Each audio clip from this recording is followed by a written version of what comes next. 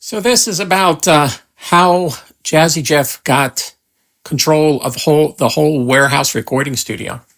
The warehouse recording studio was right next to TechCom.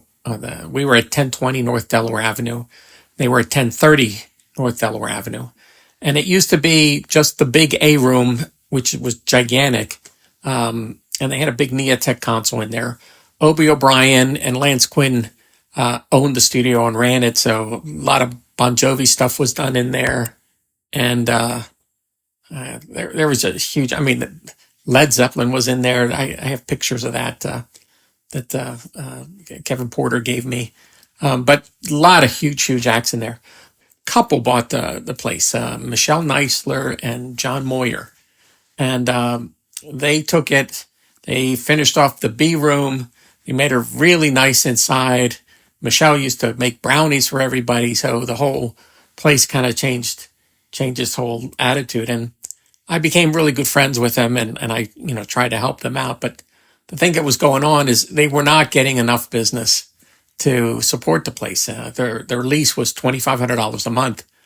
And they couldn't afford it. They were thinking they were going to go out of business. I was talking to Jeff and he had he's working out of his mom's house. He had that little studio over there. And I said, wouldn't it be nice if you had your own place where people could come and see you and you have security and then you have access to big rooms and all that? And he said, yeah, that'd be great. So I took him into the warehouse and I showed him the area that I was going to make into his studio, which I actually put the sheetrock up and the windows and, the whole thing. I have pictures of that someplace I can post.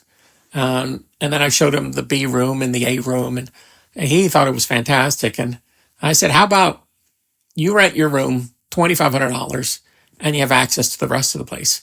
So in other words, his rent would pay for the lease for the whole building so that people could keep the place running.